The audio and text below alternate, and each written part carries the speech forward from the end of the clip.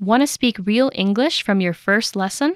Sign up for your free lifetime account at EnglishClass101.com. Cut it out. The next phrase is, cut it out. Now, this is usually what a parent would say to a child when they want them to stop doing something. Stop it, in other words. Cut it out. Really, it's any situation that you want to have stopped now. Let's say my friend likes to click her pen all the time, and I'm getting really annoyed. I would turn to her and say, cut it out, Michelle. I'm upset. The next phrase is, I'm upset.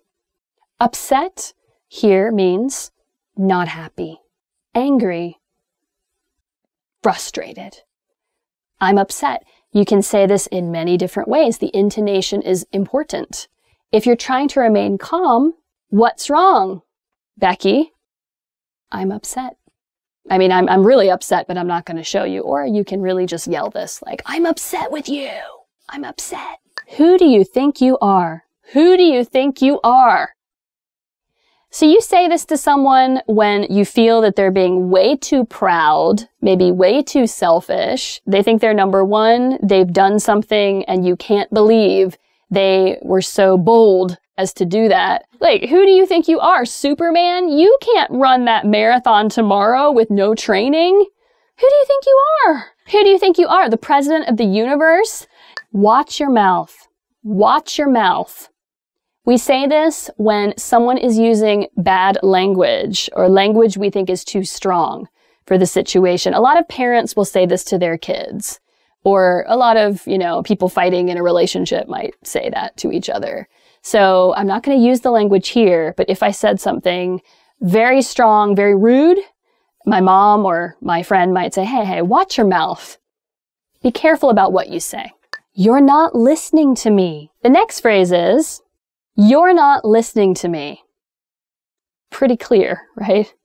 Yeah. You're not listening to me. Let me say it again.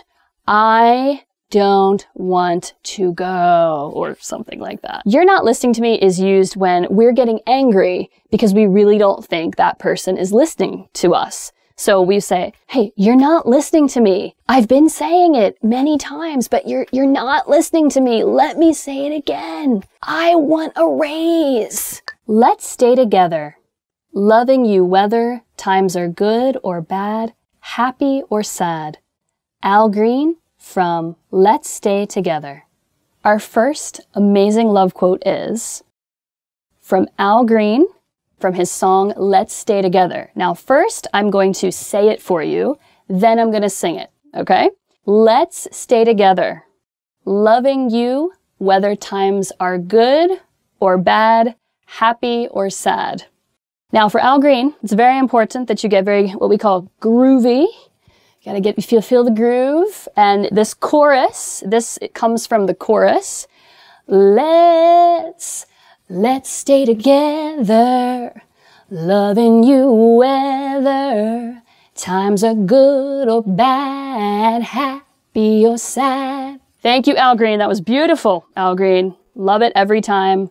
Nice slow song playing on a Friday night with your girlfriend or boyfriend. So this quote, I love it because it means that Al Green, or whoever is singing it to you, is going to love you no matter if it's good times or bad times, if you're happy or if you're sad.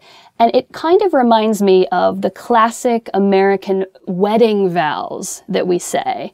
We say, I will love you, and this is not exact, but we say, I will love you in sickness or in health, till death do we part. I like this song a lot. We should love each other in good times and bad, right? It's not true love if you're just loving in good times, right? I want you there in the bad times too. Bette Midler from Wind Beneath My Wings. Our second amazing love quote is, you are the wind beneath my wings. We first heard this from Bette Midler in her song, Wind Beneath My Wings. Now, this is a very beautiful song it comes from a movie called Beaches that was about two basically best friends. So she's singing this to her best girlfriend, And she's saying, you are the wind beneath my wings. In fact, you are the person who gives me this feeling that I can fly, and you support me so that I feel like I can fly. So you're the wind kind of beneath my wings. And this line is in the chorus, repeated many times in the song.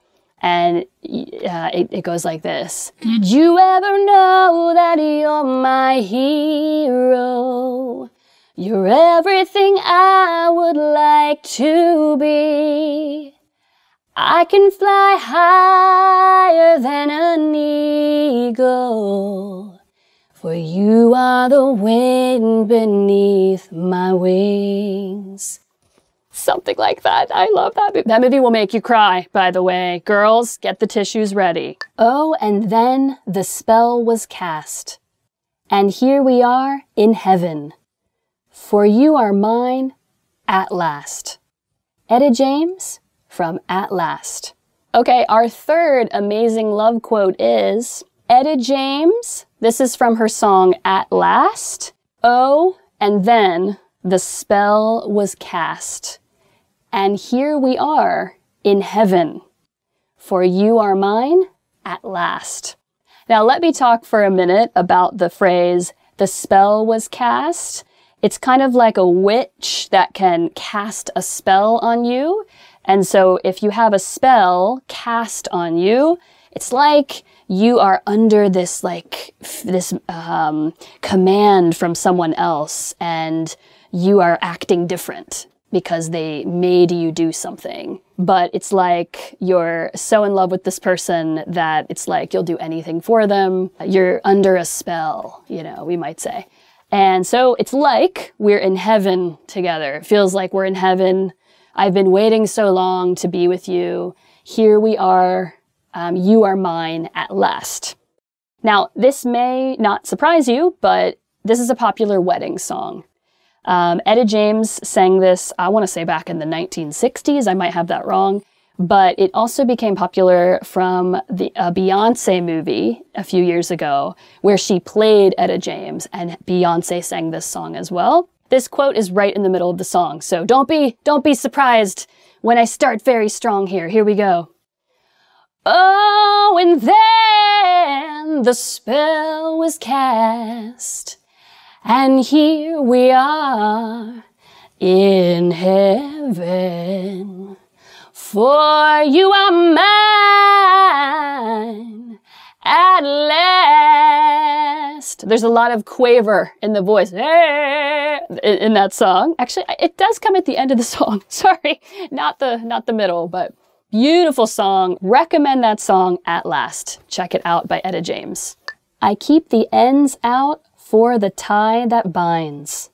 Because you're mine, I walk the line. Johnny Cash from I Walk the Line.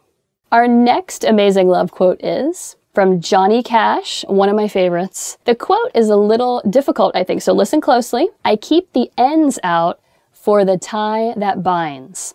Because you're mine, I walk the line. The tie that binds means like a tie or a connection to someone.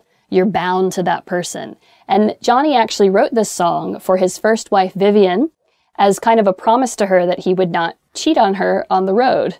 So by this lyric, he's saying, I keep my eye out in case anyone, I keep the ends out here, he says, which is like his eye. I keep my ends out for any potential connection. I don't want to be connected to anyone else. Because you're mine, I walk the line. Now, walking the line means like to follow a strict line or path and not go out or away from that line, to follow the rules, basically. Because you're mine, I'm following the rules. I am keeping my eye out in case I make any connections that I'm not hoping or wanting to make. I keep the ends out for the tie that binds. Because you're mine, I walk the line. Sorry, Johnny, had to go high on that one. Johnny did not follow those rules. In fact, when he met his second wife, June Carter Cash, who turned out to be the love of his life, and on the day he met her, he said, "You're the woman I'm gonna marry someday." My baby don't care for shows. My baby don't care for clothes. My baby just cares for me. Nina Simone from My Baby Just Cares for Me. Oh my God, I love this song. Oh my God. Oh my God, I love this song. The next amazing love quote is, I'm gonna say it's my favorite. I just love this song. It's by one of my favorite singers of all time, Nina Simone. Absolute legend. Wonderful pianist. Okay, here's the quote. My baby don't care for shows. My baby don't care for clothes. My baby just cares for me. Now, maybe by the end there, you realize my baby is not her actual baby, like baby, no, this is her lover, her love interest. So she's saying, my baby don't care for shows. My baby doesn't care about going to plays or maybe movies. My baby don't care for clothes. My lover doesn't care about buying the latest fashion trends. My baby just cares for me. My lover just cares about me. So we don't need anything fancy. We don't have to do anything special. We just need to care and be with each other. And so it's a great quote. Also notice here the grammar is completely wrong. My baby don't. You should say my baby doesn't. But this is for a stylistic flair, if you will. So here is part of this amazing song. Here we go. My baby don't care for shows. My baby don't care for clothes. My baby just cares for me. Oh, where is my piano backup? That song is gorgeous. Please check out the whole song. Phrase number 1, I get to check this off my bucket list. In English, we have this phrase, to kick the bucket, which means to die. So to make a bucket list is to make a list of things to do before you die. Now for me, one of mine was to go in a hot air balloon. I had tried to do it for the first time in 2009, but the morning I went, the trip was canceled. So here I am again, more than 6 years later, and I'm trying again, and this time it was successful. So I get to check it off my bucket list. I get to do this thing before I die, and I did it, English Class 101 listeners. It was so exciting. So you should make a list of things to do before you die, your own bucket list. Phrase number 2, will you marry me? So today is actually Valentine's Day. And it's very popular on Valentine's Day and anytime you're planning to propose to your special someone to go to a special place. And I can't think of a more special place than in a hot air balloon. There's enough space, trust me, in the basket to kneel down. At least from my country, the USA, it's customary to get down on one knee. It doesn't really matter which knee, at least I've never thought so. And you get down, you kneel on one knee and you say, will you marry me? Now, unfortunately, listeners, I did not see any marriage proposals on my balloon yesterday, but I bet you today, there are over 30 balloons that go off here in Bagam, Myanmar. I bet you someone proposed. Oh, it would have been such a beautiful moment. Will you marry me? That is phrase number 2. Phrase number 3, this is a first for me. So going in a hot air balloon, as I said, I had never done it before. So it is a first for me. A first being the first time I have done something. I'm sure there are many firsts that you can think of in your life that you've had, and maybe many more firsts that you'd like to have. So this was a first for me, or this is a first for me. Phrase number 3. Maybe a first for you could be the first time that you've ever had sushi, or the first time that you've ever climbed a mountain. I mean, there are so many firsts that you can have. This is a first for me, getting in a hot air balloon. Phrase number 4, the view is incredible from up here. Now, this is something that we use in English to say whenever we've gone to the top of an observation tower, the top of a mountain, the top of a temple like I went to this morning, or really any high place that you go to take a great photo or to get an incredible view. We say, the view is incredible from up here. Phrase number 5, what a ride, champagne time. So at the end of my balloon ride yesterday, as soon as we dropped into the field below, we had a beautiful picnic basket unfurled on the field in front of us, and we got to enjoy a glass of champagne to celebrate. And when we finish something, some incredible ride, some maybe could be in the car, on a bus, It could be from a bad experience or a good, but we say, what a ride, what a ride.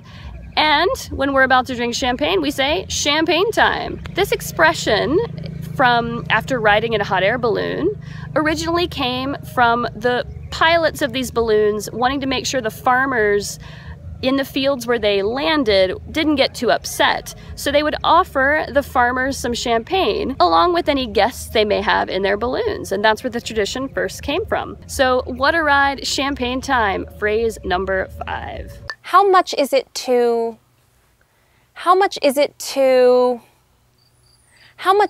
the airport? You might ask this question to find out how much it costs to take a train or a bus or a taxi to where you need to go. If you get into a taxi, for example, and you ask, how much is it to the airport? The taxi driver will tell you $30. He'll tell you the price you need to pay to get to the airport. If you're taking a train, you might ask the ticket seller, how much is it to the airport? And the ticket seller will tell you the train to the airport costs $10, for example. That way you know how much it costs to go to where you need to be. Does this bus go to? Does this bus go to? Does this bus go to the suburbs? Does this bus go to is a way of asking whether or not the bus that you're looking at has the destination that you need. So you might get on the bus and ask the bus driver, does this bus go to the suburbs, whatever destination? And the bus driver will answer and tell you, yes, get on, or no, you want a different bus. What time is the next bus? What time is the next bus? What time will the next bus arrive? By asking what time is the next bus, you're asking when the bus is going to come to the bus stop or whatever station the bus will stop at. This way you know what time you need to be at that bus stop. The train is running late. The train is running late. The train is running late again. This is something I say all the time in New York City. The train is running late. If the train is running late, that means you will probably be running late when you get off the train. Where are the ticket machines? Where are the ticket machines? Where are the ticket machines in this station?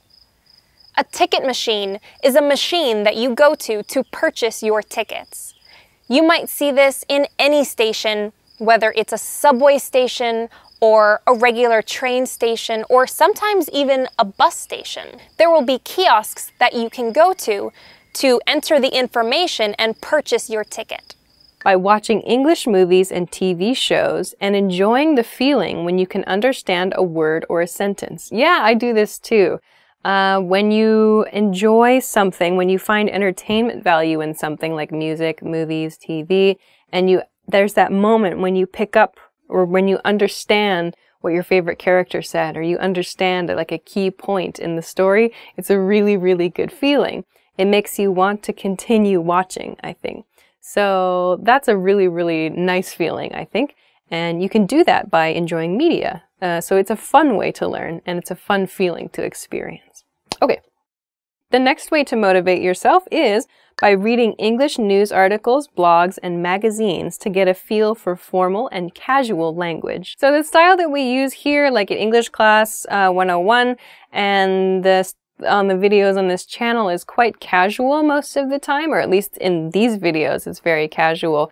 But the way that I speak and the way a newspaper is written, the way a magazine is written, the way a newscaster presents the information, these are all different ways of communicating. We're using the same language, yes, but they are different styles. So it's important to try to understand those differences and to become familiar with them. So try to find a few different things that you can enjoy. The next way to motivate yourself is after dinner, you write about your day in a journal in English. Okay, this is an interesting idea. So just take a few minutes after dinner or before you go to bed to write something in English about what you did that day. Or maybe so you have a chance to talk about future tense, or to use the future tense, you can use, you can talk about your upcoming plans or the things you're going to do the next day. So you can talk about past tense, what you did that day, maybe present tense, how you're feeling as you're writing your journal for the day, and future tense, to talk about your upcoming plans. So journaling can be a really effective exercise for motivating you. Okay. The next way to motivate yourself is by practicing with flashcards of useful words and phrases for 15 minutes every day on the train.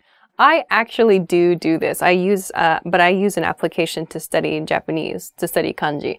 And 15 minutes every day adds up over the course of a week. You can learn a lot of information in a short period of time. And if you live in the country where your target language is spoken, then you might even find the word you studied on the train, you see it like after you leave the train. You might see that word later on in your day. So you can immediately feel like an extra sense of motivation by knowing that this thing you're studying is applicable, is something you can use right away. It's a really cool feeling. So this is a tip. I use this. Last, I make sure to thank anyone and everyone who corrects my English. Yeah, I think this is really important because people are really nice. They don't want to correct you when you make a mistake, but sometimes people do. They're really polite about it and they tell you a more natural way, or they give you a suggestion for how to improve your English. Make sure you say thank you, like repeat after them and then say thank you, so that, you know, it's motivation for them to tell you again in the future, to help you again in the future. So make sure to say thank you to anyone who helps you with your English. Personally, I think that, or I would just use I think that, personally makes it sound a little bit more polite, I think. You can use this to introduce an opinion. For example, personally, I think that pizza is amazing. Personally, I think that dinosaurs would have been delicious. Personally, I think that cars should be made to enjoy with friends. Okay, I'm gonna edit there. Personally, I think that you shouldn't worry about it. Yes, that's probably a much more useful sentence than dinosaurs would be delicious. The next expression is, what does blah blah blah mean? So where here is the word you don't know. So for example, what does pasta mean? What does Stegosaurus mean? So a word like Stegosaurus is a really strange word that you probably don't know. Stegosaurus is a type of dinosaur. We're on a very dinosaurs, I don't know, we're on a Jurassic adventure at the moment. So this is a pattern you use when you don't know the meaning of the word and you would like someone to explain it to you. So if you say, what does Stegosaurus mean? Then someone can say, oh, it's a dinosaur. It's kind of like, it's a sort of short guy and it has a bunch of spikes on its back and it has a long tail and it gets into a fight with a Tyrannosaurus Rex if you saw the movie Fantasia by Disney. Okay. So in this sentence, what does complication mean? It means problem. Okay. The next pattern you can use is, can you tell me more about blah, blah, blah? So on a topic that you would like more information about, you can say, can you tell me more about the soccer game last week? Can you tell me more about the plan for the party next week? So something you would like more information about, you can say, can you tell me more about this thing? Okay. So in a sentence, can you tell me more about your sandwich options? That is a useful sentence. Very useful. That is a useful sentence. Okay. In this sentence here, we don't have that back home. Can you tell me more about it? This is used the reverse pattern. Okay. The next expression is, if it were up to me. If it were up to me. I had to teach this in a class a couple weeks ago, actually. If it were up to me means if I could make the decision. If this were my decision. Blah, blah, blah. So meaning, if I could make the choice, this is what I would do. But one point here is, the nuance is, it is not my decision. This is not my decision. But if it were my decision, I would do blah, blah, blah. So for example, if it were up to me, every day would be Saturday. Woo, woo, woo. But it's not, right? So that's always the underlying, that's always the kind of basic nuance of this phrase. This decision is not mine. Okay, here the example is, if it were up to me, I would take my boss to dinner. Oh my, things just got scandalous. The next pattern is I feel like blah, blah, blah. You can use I feel like when you introduce a suggestion or something that you would like to do, especially for food, drinks, or activities. So, for example, I feel like coffee. I feel like Italian food. I feel like an action movie. There's some activity or something you would like to do at the end of this pattern. I feel like bowling this afternoon. Something needs to go here, some sort of activity. Of course, you can use this expression to talk about your feelings. I feel like something, but this something must be a noun. It must be a noun. Like if you feel really great, I feel like $1,000,000, for example. If you feel really bad, I feel like garbage. That's a nice expression that somehow just came out of my head. Anyway, you can use this in two ways, but this must be completed with a noun phrase at the end of the sentence. Want to speed up your language learning? Take your very first lesson with us. You'll start speaking in minutes and master real conversations. Sign up for your free lifetime account. Just click the link in the description.